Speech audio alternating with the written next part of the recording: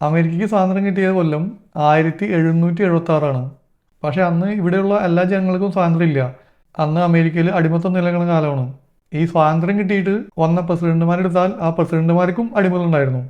അത് കഴിഞ്ഞ് കുറച്ച് കഴിയുമ്പോഴത്തേനും ഈ അടിമത്തത്തിനെതിരെയുള്ള പ്രചാരണം വരുന്നു. എബ്രഹാം ലിങ്കൺ പ്രസിഡന്റ് ആവുന്നു. അത് കഴിഞ്ഞ് സിവിൽ വാർ വരുന്നു. അങ്ങനെ സിവിൽ വാറിന്റെ ഭാഗമായിട്ടാണ് അടിമത്തം മൊത്തത്തിൽ അവസാനിപ്പിക്കുന്നത്.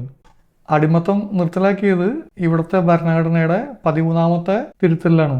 അത് വന്നത് 1865 ജനുവരിയിലാണ്. അപ്പോൾ നമ്മൾ വിചാരിക്കും ആ നിയമം വന്നു അതിന് പിറ്റേ ദിവസം തൊട്ട് എല്ലാ അടിമകളും സ്വതന്ത്രമെന്ന് വിചാരിക്കും. പക്ഷേ അങ്ങനെ സ്വതന്ത്രമായില്ല. അന്നേരം സിവിൽ വാർ നടക്കാണ്. അതിനിടയിൽ ആ കൊല്ലം തന്നെ ജൂൺ 19 യൂണിയൻ ആർമി ടെക്സാസിലെ ഒരു സ്ഥലത്ത് ചെന്നിട്ട് ആണ് ഈ പരിപാടി മൊത്തം അവസാനിപ്പിച്ചത്. അപ്പോൾ ഈ ടെക്സാസിൽ ചെന്ന് ഈ പരിപാടി മൊത്തമായിട്ട് അവസാനിപ്പിച്ച ദിവസമാണ് ജൂൺ 19. അപ്പോൾ ശരിക്കും അന്ന് അടിമകളായിരുന്ന മനുഷ്യരുടെ ഭാഗത്തെന്ന് പറഞ്ഞു കഴിഞ്ഞാൽ ആ ദിവസമാണ് അവർക്ക് സ്വാതന്ത്ര്യം കിട്ടിയത്. ഈ ജൂൺ 19 അവർ ഷോർട്ടാക്കിയിട്ടാണ് ജൂൺ 10 എന്ന് പറഞ്ഞു തുടങ്ങിയത്.